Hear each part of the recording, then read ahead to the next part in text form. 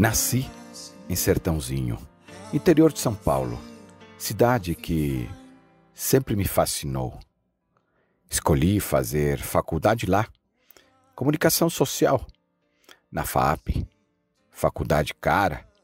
Para ajudar a pagar, entrei para trabalhar no sistema financeiro, construí uma carreira sólida, fui caixa, trabalhei na estratégia de negócios, na mesa de operações, inteligência competitiva, CFO com varejo.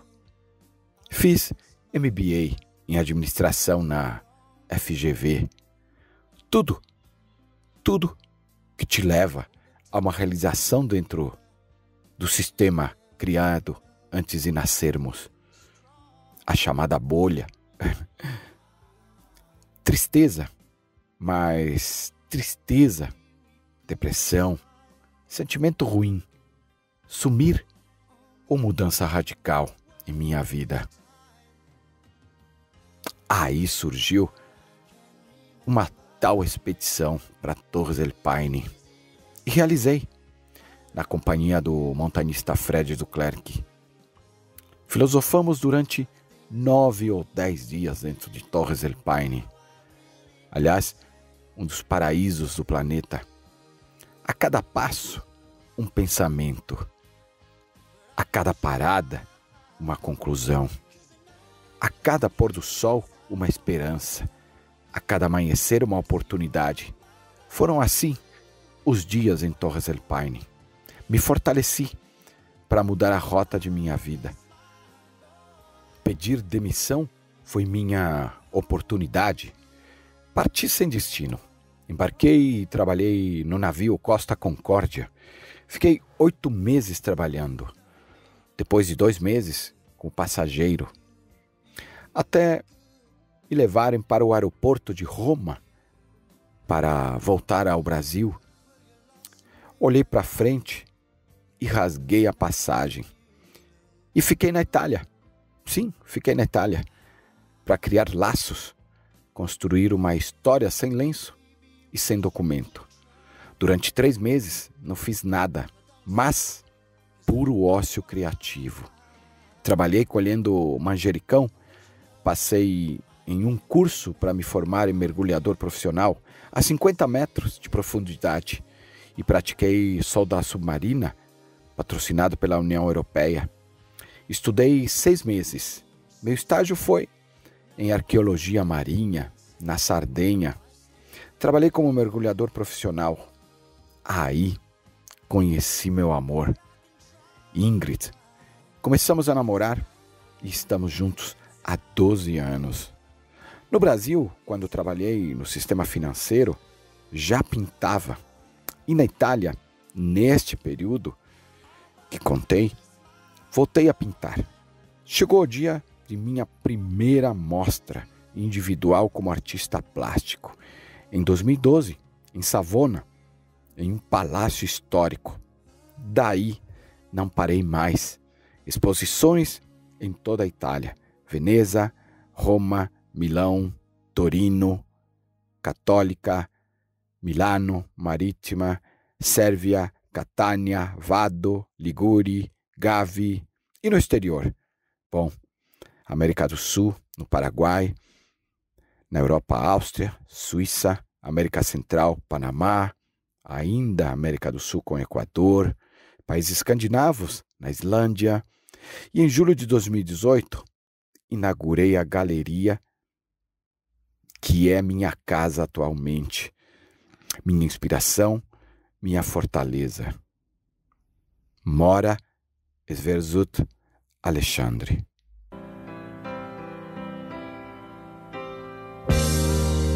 When can I see you? When can I touch you? Again and again I ask myself, was I wrong? Oh, but time's a healer, and heaven knows I've been strong.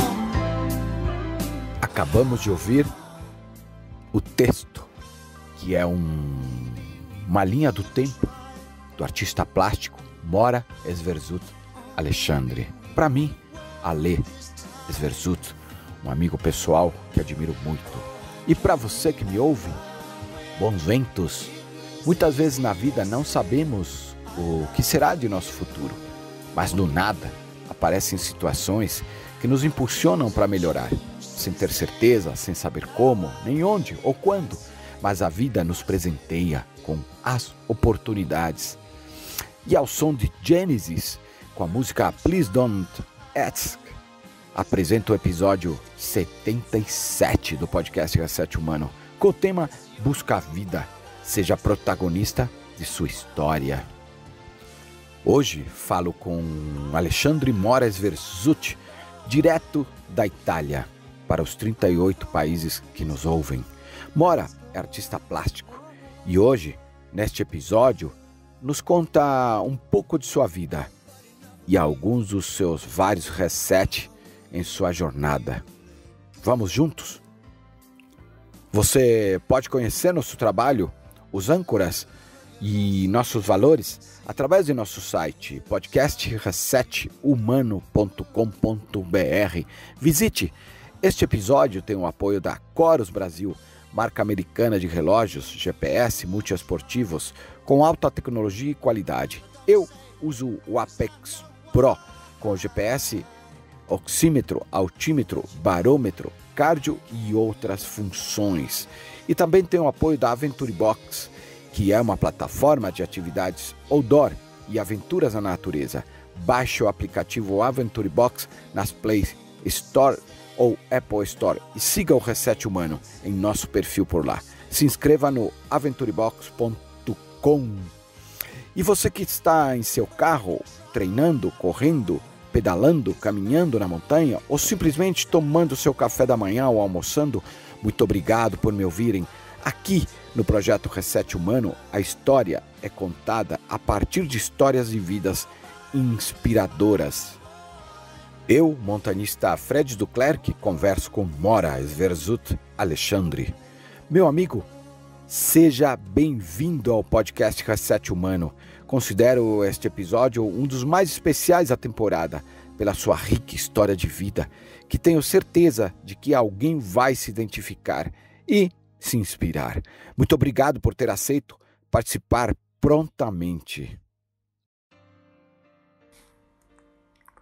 Fala Fred, é uma honra e um enorme prazer participar do projeto Reset Humano. Eu acho que esse projeto é uma coisa maravilhosa no sentido que, antes de responder essas perguntas, eu acompanhei e escutei algumas entrevistas, né? O conteúdo, a profundidade e a lição de vida que se pode absorver desse projeto é uma coisa impressionante. Você, como mentor e como o comandante desse navio aí, atinge o nível esperado, né, de todas as coisas que você abdicou na vida para seguir esse sonho. Eu penso que esse projeto é simplesmente o reflexo e o espelho da tua alma, da tua grandiosa alma, né? Que, através de ações, de suor, de esforço e sensibilidade, consegue dar input para muita gente, eu tenho certeza, gente como eu, a mudar de vida, a encontrar a liberdade, a perceber que tem uma luz no fundo do túnel e que a gente consegue. A partir do momento que você se coloca em contato visceral com a natureza, como foi o nosso caso, né?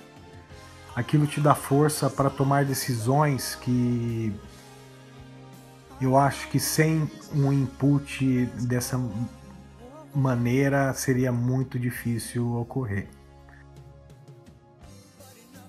Mora, para mim você é um presente que ganhei na Terra quando nos conhecemos, mas nada como passar 9, 10 dias em Torres del Paine filosofando sobre a vida, onde tivemos a oportunidade de praticar a nossa amizade. E te pergunto, você se considera um busca-vida?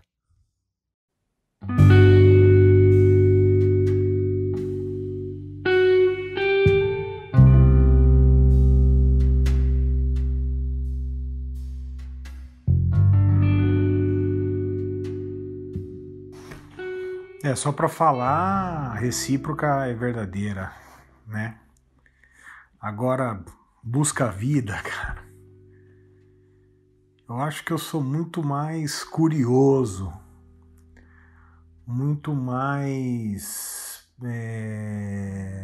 O que quer dizer buscar a vida? Pode ser busca vidas. Porque eu acredito que em uma vida a gente tem diversas vidas, né? Se a gente vai pensar nas fases e nos nossos eus que morreram para dar espaço para outros, né? Eus com o crescimento humano, com a visão, com os aprendizados, com os sofrimentos, com as alegrias. Tudo isso é vida, né? E eu adoro, cara, respirar. E respirar novos ares, novas sensações,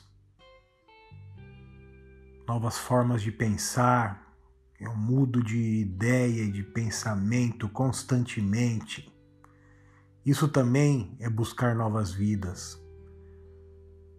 Não ser fixo, não ser bloqueado, né? Ser mais água do que ser pedra. A água, ela escorre, ela desvia. Você não consegue pegar, mas ela tem uma força avassaladora, né? Buscar vida é também ter e conseguir entrar em todos os lugares de cabeça erguida e deixar os lugares quando você quer deixar os lugares. Estar aonde você quer estar, no tempo que você decide de estar.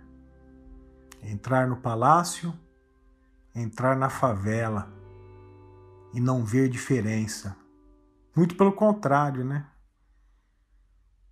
Tirar a máscara, o externo e começar a enxergar as coisas com um raio-x. Isso é buscar vidas. Isso é entender vidas. E a partir do momento que você entra nesse nível, né, de percepção e sensibilidade, eu sempre toco na palavra sensibilidade, você cresce. E é inevitável que você viva muitas vidas. Acho sua trajetória muito inspiradora, mas nós sabemos que nada vem pronto e que não é fácil construí-la. Conta para nós um pouco de sua jornada desde Sertãozinho, sua cidade natal, até Savona, na Itália. Sertãozinho, interior de São Paulo, perto de Ribeirão Preto, né? Nasci ali em 1976, dia 3 de maio. Sou touro em ascendente em touro. Sertãozinho, tudo muda muito, né? Mas Sertãozinho, na minha época de adolescente, era uma coisa maravilhosa, uma loucura. loucura total com as repúblicas de carnaval e tudo mais, né? A gente falava que a cidade, se você cobrisse, virava circo, se cercasse, virava hospício. Só tinha louco. Mas foi a minha escola e é o meu sangue, né? Eu agradeço muito. Cidade, depois, e sempre, né? Califórnia brasileira, cidade de empreendedor, 100 mil habitantes, 500 indústrias de exportação de energia, né? Os caras... Antes era o programa Suco Alcooleiro, depois as indústrias que trabalham para montar as usinas, né? É uma cidade muito próspera. E ali eu estudei, depois fui fazer cursinho em Ribeirão Preto e queria abrir horizontes e escolhi São Paulo para fazer a faculdade. Eu fiz FAAP, Fundação Armando Álvares Penteado, no Pacaembu, Comunicação Social. Uma faculdade cara, né? Tentei fazer estágio na área, só que não pagava muito, precisava de grana para ajudar a pagar a faculdade. Entrei em banco. Lá em Santo Amaro, 3 horas de busão para chegar no trampo. Depois saía do banco, entrei como caixa, né? Já ia direto para a faculdade, rush. Chegava na faculdade, a aula começava às 7 até às 11. Chegava em casa meia-noite e meia, 1h. Isso 4 anos e meio nós passamos assim, né? Morava na casa dos meus primos, do Toninho, da Sônia, do André e do Alexandre Mora, que tem o mesmo nome e sobrenome meu. Foi a minha família. Viraram meus irmãos, né? E na faculdade de comunicação eu tive muito contato com o pessoal de cinema. Eu fiz relações públicas, né? Mas muito contato com o pessoal de cinema, de rádio e TV. E eu sempre tive a arte no sangue, né? Tanto que na faculdade eu fiz o trabalho de conclusão da faculdade, só que o de verdade mesmo foi empresariar um artista compositor, que eu tive sucesso nessa coisa. Consegui levar a música dele para Simone, fazer show em tudo quanto é canto. Isso aí em concomitância com o banco, né? Trabalhava no banco, faculdade e fazia o produtor de música, né? No banco em 10 anos eu tive 10 promoções. De caixa eu fui para estratégia, cuidar de hospitais, clínicas e laboratórios, depois para mesa de operações, depois de novo para estratégia para pessoas físicas, baixa renda, depois inteligência competitiva, staff da diretoria de estratégia, vice-presidência de finanças, e foi quando eu pedi para sair do banco, né? Pedi para sair, eu acho que na minha melhor fase, na época eu ia dar palestra pra galera, né? Viajava pra caramba, tinha uma vida boa. Só que aquele ambiente não estava me destruindo por dentro, né? E eu queria mais, eu queria viver.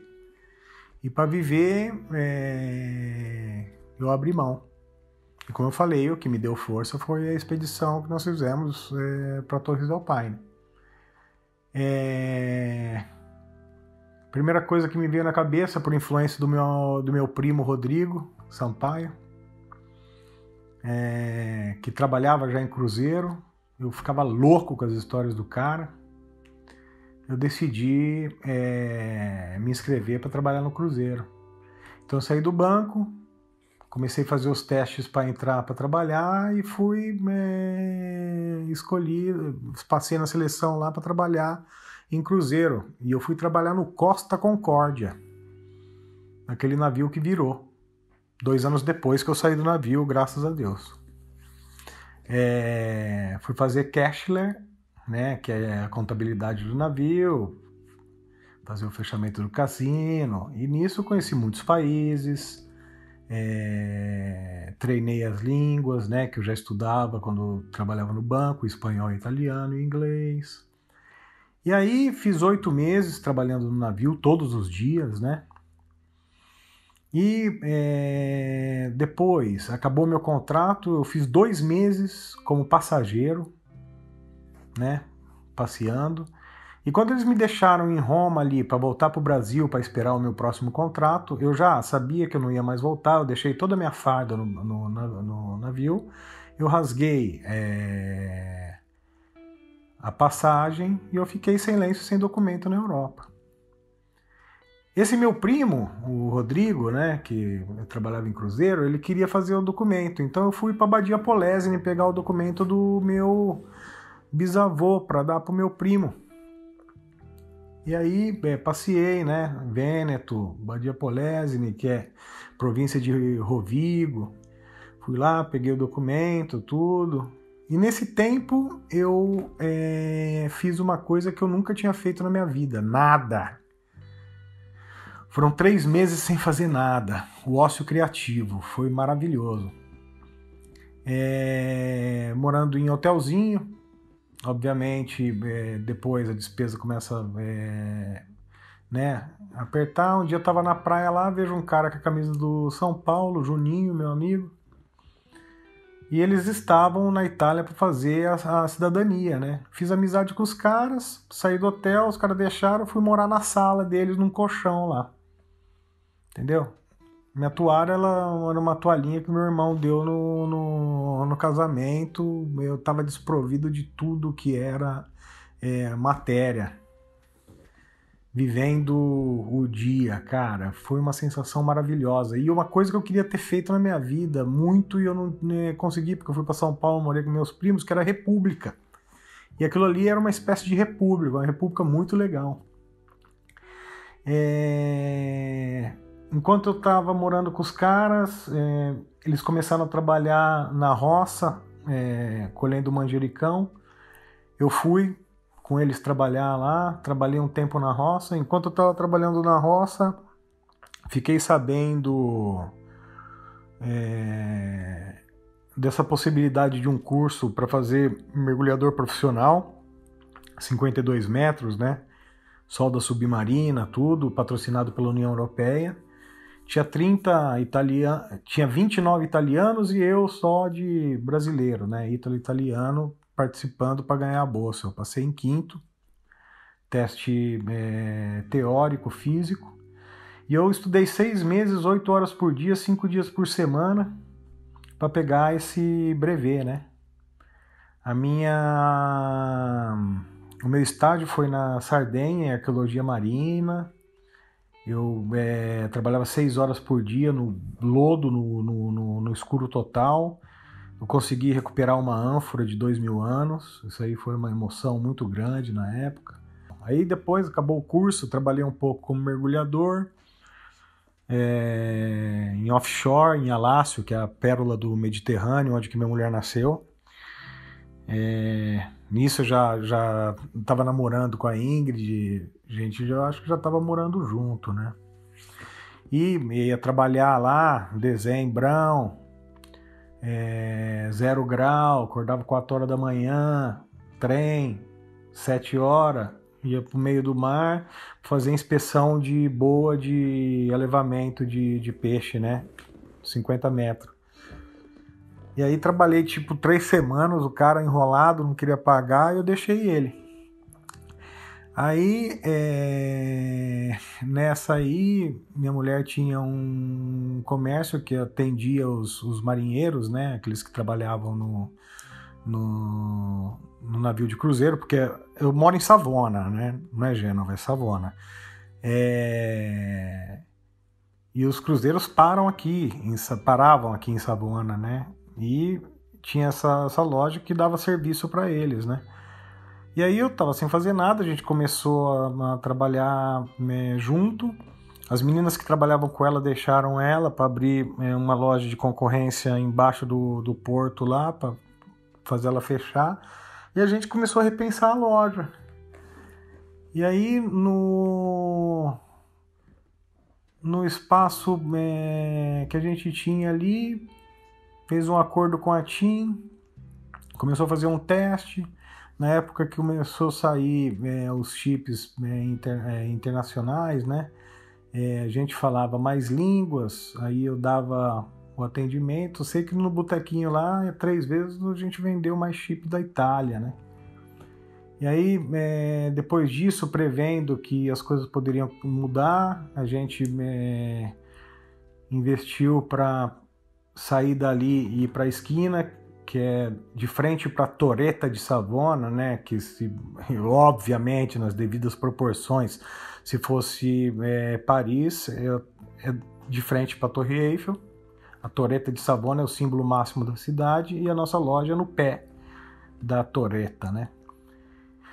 E em cima a gente tem essa parte de telefonia, tem a parte de operação financeira e, por ideia da minha querida esposa, a gente abriu a galeria no andar de baixo, né?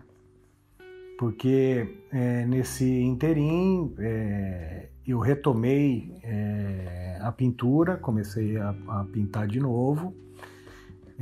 No Brasil eu pintava quando eu estava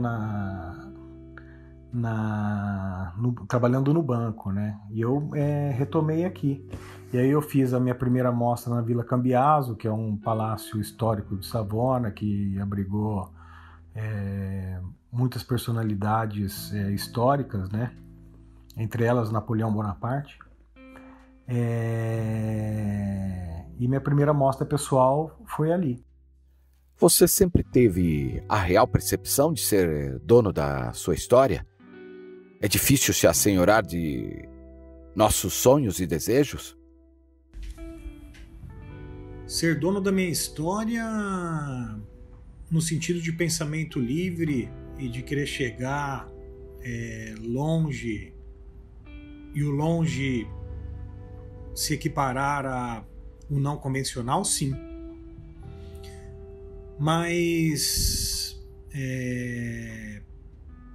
pegando um gancho, né, no difícil assenhorar dos nossos sonhos e desejos, cara, é também uma questão de sorte, de onde você nasce, né? Porque dependendo do lugar que você nasce, as possibilidades elas são muito pequenas de mudar, né?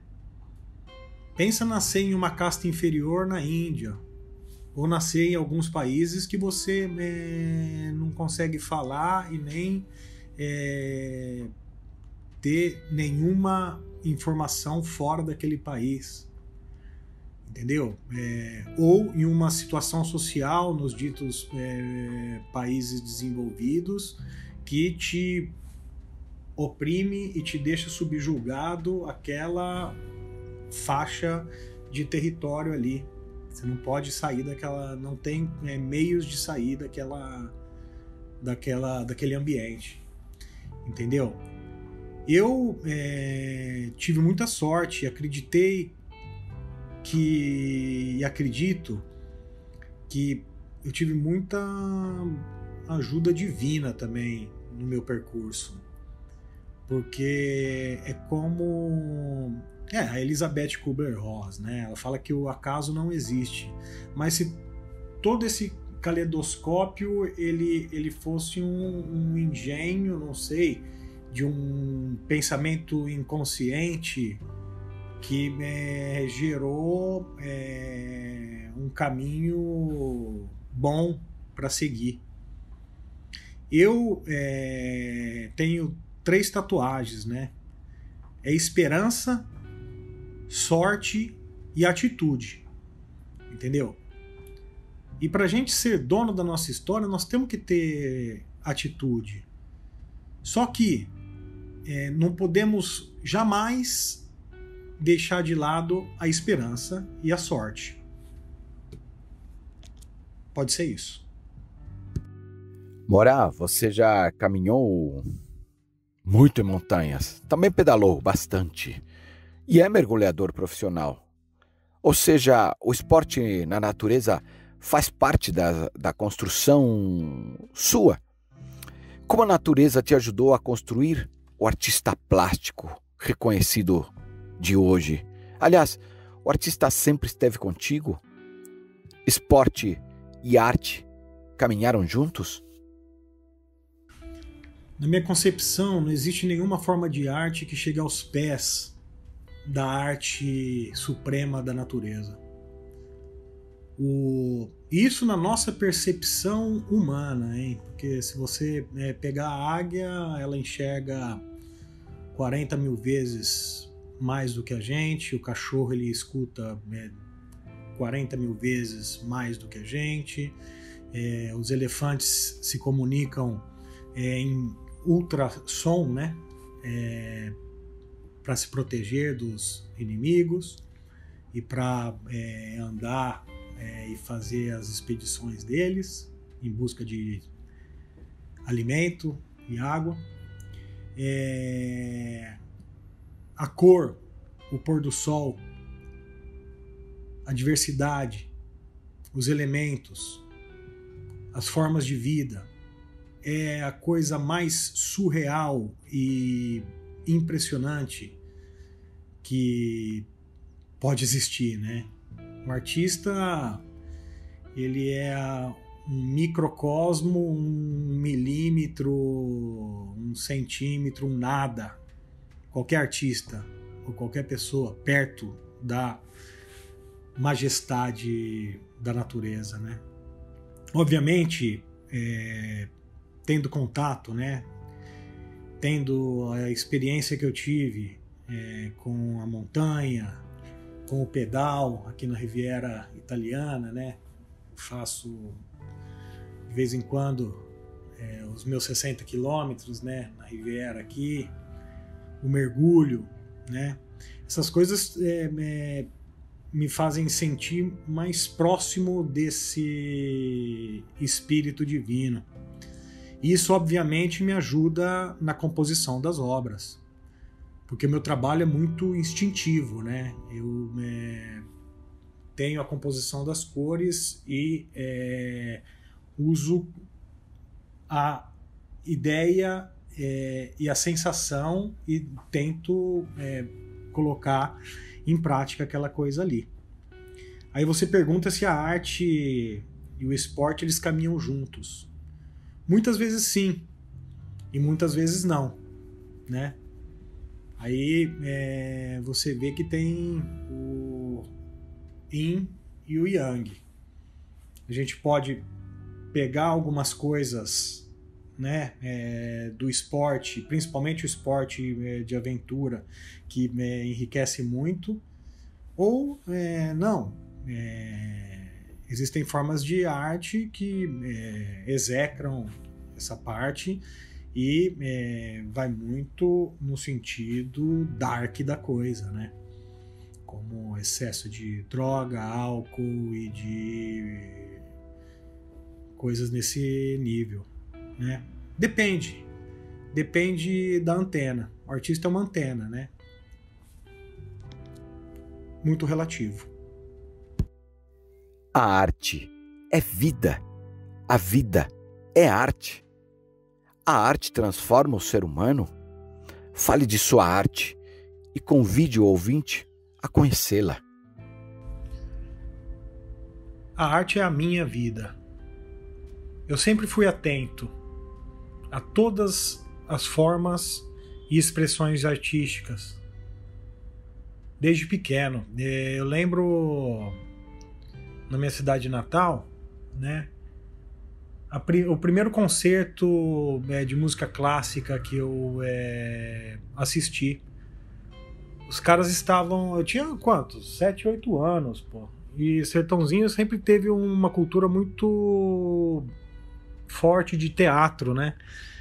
E tinha esse ensaio de uma orquestra sinfônica. Eu entrei ali e eu me emocionei muito quando eu vi a primeira vez de perto aquele aparato ali, né? A música clássica. Depois, a minha primeira ópera. Depois, meu primeiro sarau.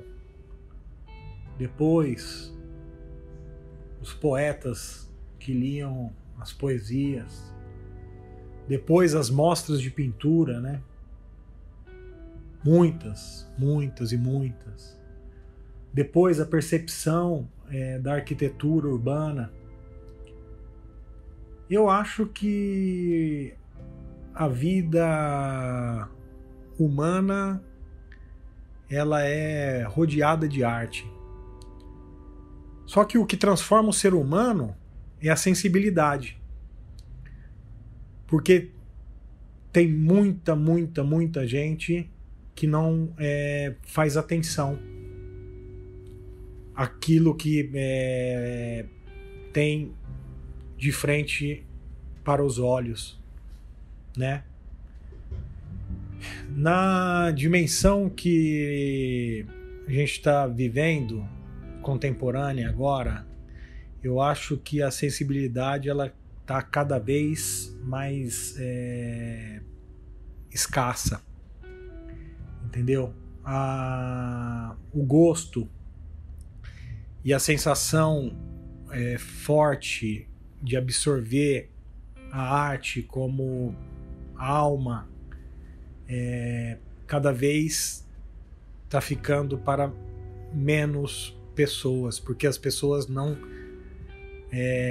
muitas pessoas não se interessam, estão sendo doutrinadas para não se interessarem, para andarem como zumbis, né? Da minha arte, o que eu posso falar da minha arte? Que é uma coisa que faz parte de mim, como o meu olho, a minha mão, a minha perna, a minha alma. Eu não sou uma coisa e a minha arte é uma outra. Eu sou a minha arte. E o que eu consigo transpor e fazer como expressão é exatamente o reflexo de tudo aquilo que gira em torno e dentro de mim. Entendeu? Naveguei por todas as formas, isso falando da pintura, tá? Por todas as técnicas, né? Do aquarelo, ao óleo, ao acrílico, a tela, a carta, depois as esculturas, a solda nas esculturas, o trabalho com o cobre, depois a fotografia, a impressão em alumínio, as instalações, tem 360 graus, né? Eu nos últimos tempos eu produzi muito e eu comecei a produzir em série para fazer uma coisa menos caleidoscópio e dar um sentido para ficar mais fácil para as pessoas entenderem, entendeu? Se você vai no site, as coleções que tem ali não é nem a metade do que eu já tenho feito. A minha próxima mostra já está pronta e chama Gênese, né? Essa que está em mostra na galeria chama Dédalo Espaciale, né? Que é o mito grego que criou o labirinto para matar o Minotauro. Pensa que eu fiz os rascunhos, né? A concretização em esculturas em cobre, né? E a impressão em alumínio para fazer uma ponte de tempo também, porque o cobre é muito ancestral, o alumínio é uma liga contemporânea. E eu trabalhei essas caveiras, né, esses crânios no ar. E eu pensei isso muito antes da pandemia, no sentido de ser antena, né? Eu posso me definir como uma antena para as coisas que existem e para aquelas que estão por vir, né?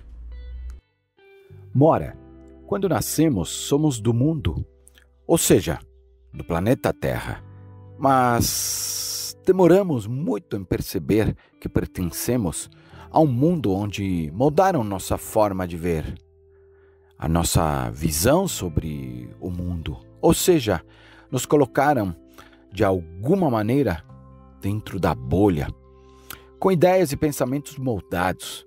Ambos fomos do corporativo. Eu lembro que tive líderes que queriam me convencer que eu era incompetente, porque não tinha cumprido minha meta de 100%, mas eu tinha realizado 97%, 98% da minha meta. E quando eu olhava bem no rosto deles, bem nos olhos deles, percebia que o grau de felicidade deles era minúsculo, era pequeno.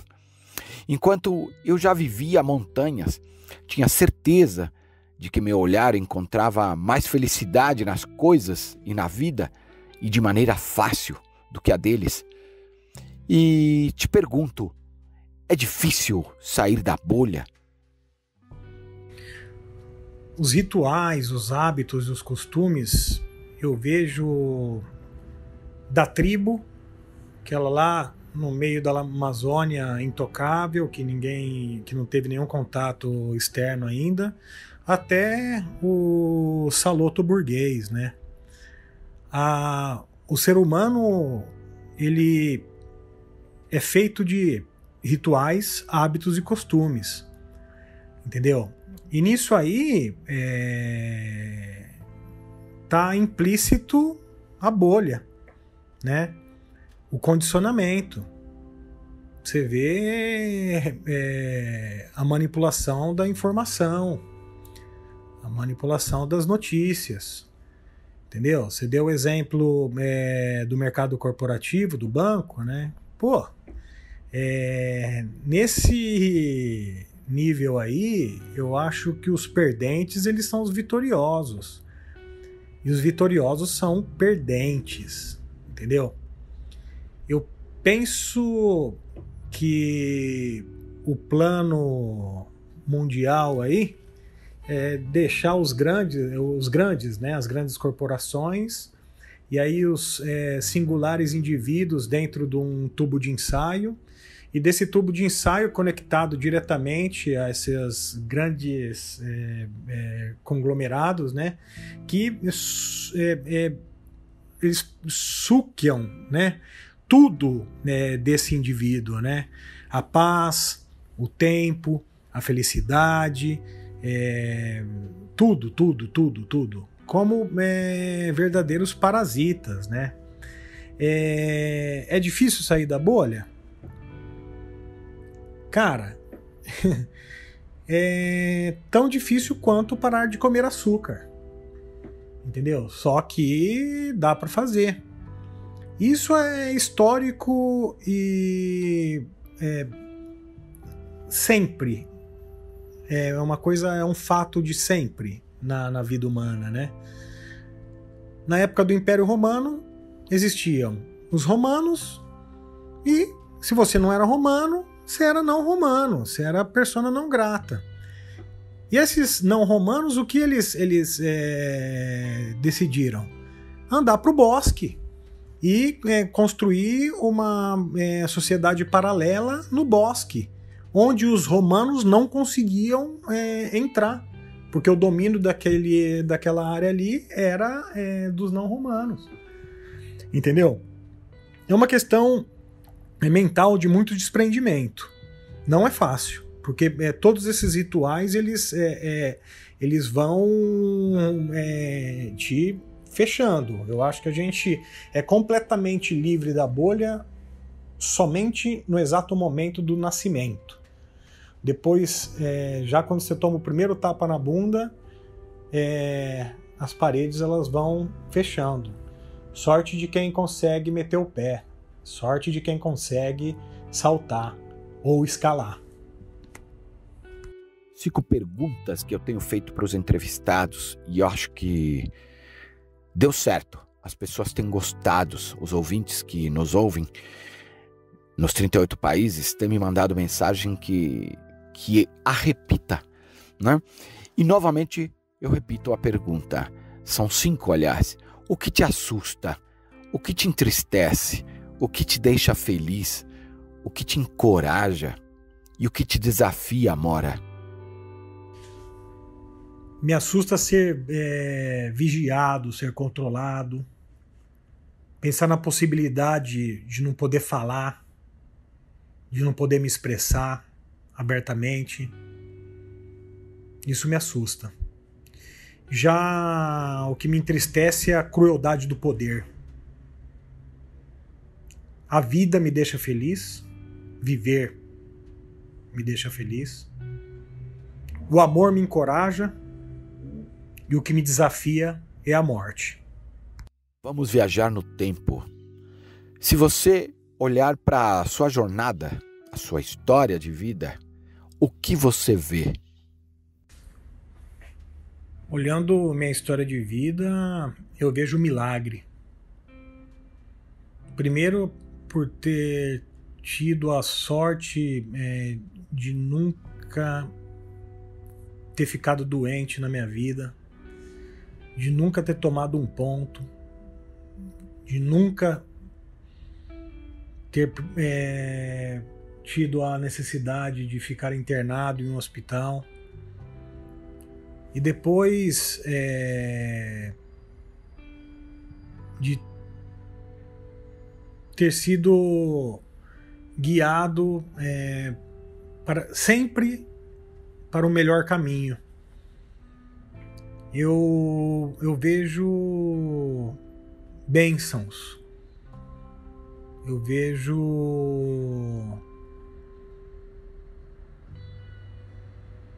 muita coisa incrível e até difícil de explicar. Eu, pessoalmente, se morresse amanhã, eu estaria contente já com tudo que eu tive de presente dessa vida aqui, nessa história singular. O que te inspira na arte? E qual o seu objetivo em sua arte? O que me inspira na arte é a superação, o pensar e o agir fora do senso comum. Já o meu objetivo é a expressão, o conceito, a reflexão e a mensagem. Ou produzir metáforas, que são muitas vezes duras. Eu gosto de provocar, de perturbar, de gritar em cores, de falar baixo em sombras, de delimitar espaços em formas. Qual é o passo mais curto que eu posso dar em direção ao meu sonho? Eu acho que o passo mais curto que uma pessoa pode dar em direção ao sonho é fazer resistência à posição de ganso do foie gras, né? Para você fazer o foie gras, você tem que enfiar comida na goela do ganso, mesmo que ele não tenha vontade, e aí você explode, né, o fígado dele. Isso aí acontece com a gente também, né? Engolir aquilo que as pessoas te obrigam a engolir goela abaixo, né?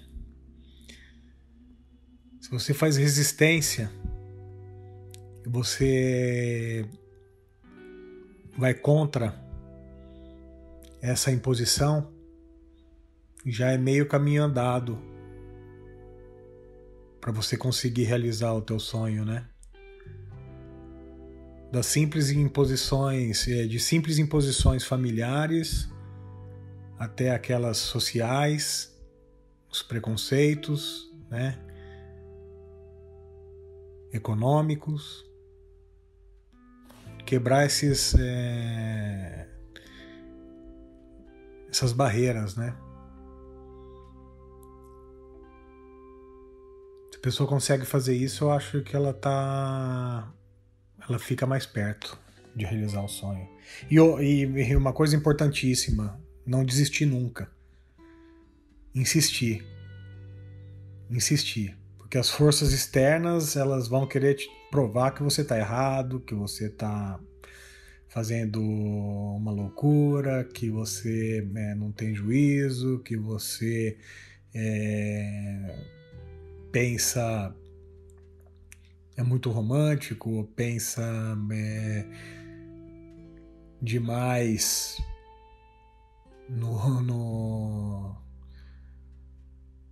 nas coisas impossíveis, pensando que são possíveis. Sei lá.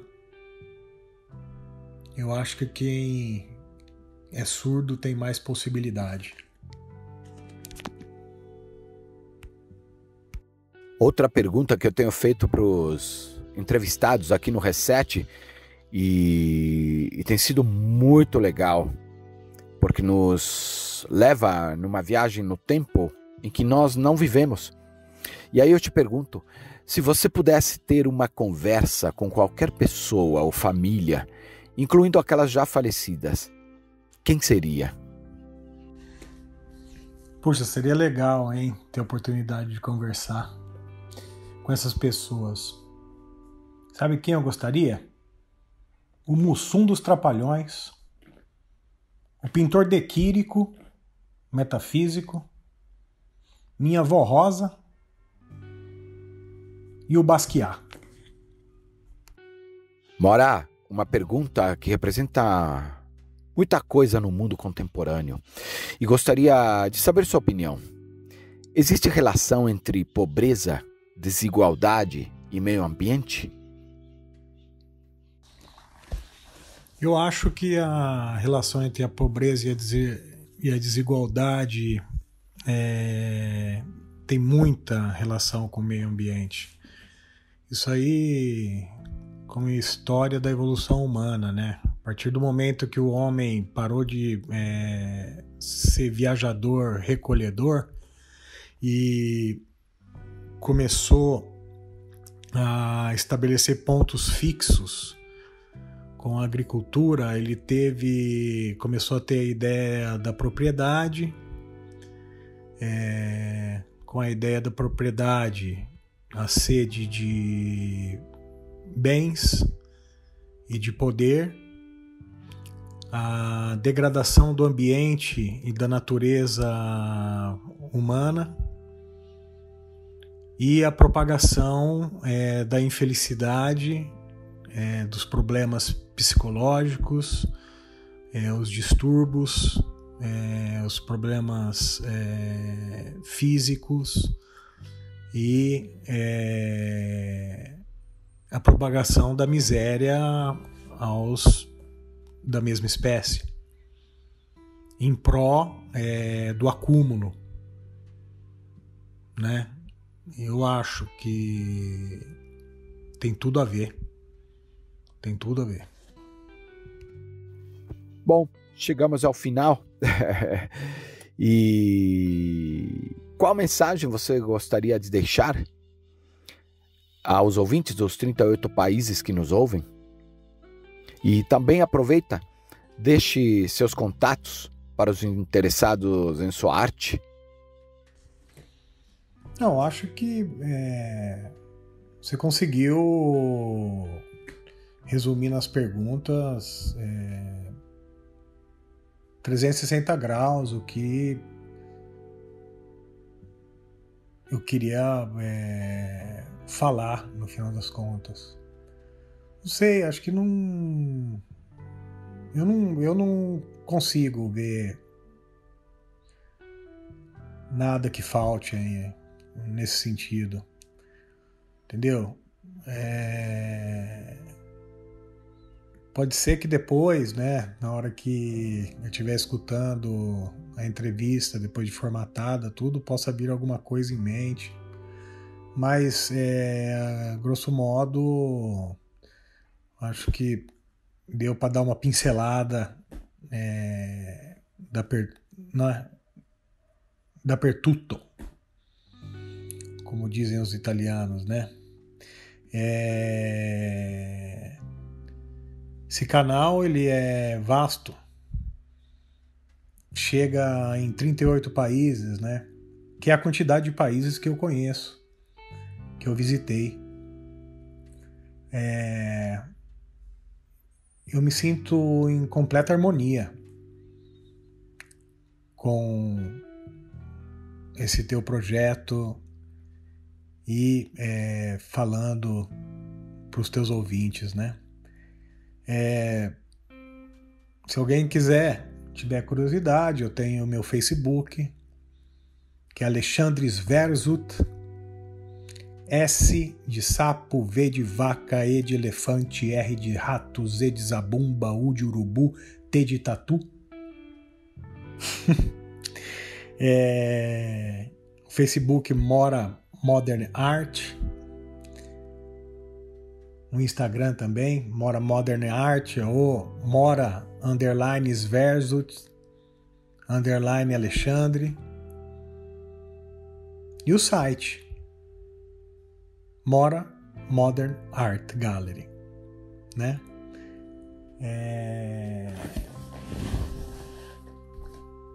No site dá para encontrar todas as séries e nós vamos colocando todas as novidades, né, de criação ali, né? É www.artgallerymora.com, entendeu? Se quiserem dar uma olhadinha, vai ser um prazer para mim. Eu agradeço a você de novo, Fred.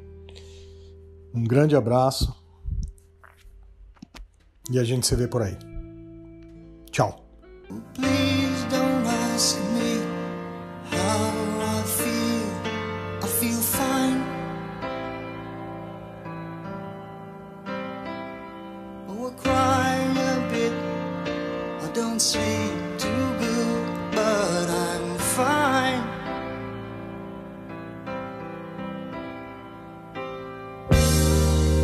When can I see you? When can I touch you? Again and again I ask myself, was I wrong? Oh, but time Mora Sverzut Alexandre, meu amigo. Hoje revivi nossas boas conversas em Torres del Paine, na Patagônia, no Chile. Precisamos voltar, mas para outros destinos. Posso te levar para Cerro Castillo, posso te levar para Navarino, posso te levar para a ilha de Chiloé, para a região de Aysén. A gente escolhe um lugar e vamos juntos. Muito bom conversar contigo e refletir os pensamentos que nos fazem mudar de atitude. Muito obrigado por fazer parte da história do podcast Reset Humano. Muito obrigado de coração.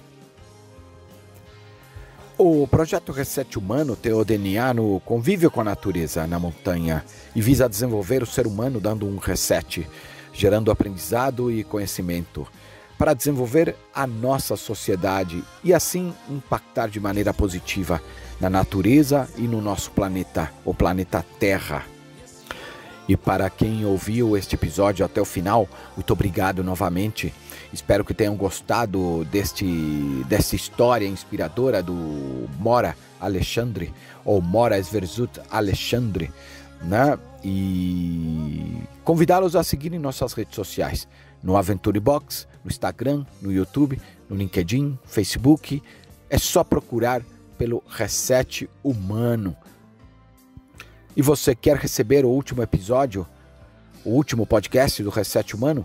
Mande uma mensagem para o WhatsApp mais 55 11 98165 0990 com a palavra podcast, que sempre enviaremos o último episódio. Desejo a todos uma excelente semana, muita luz e bons ventos.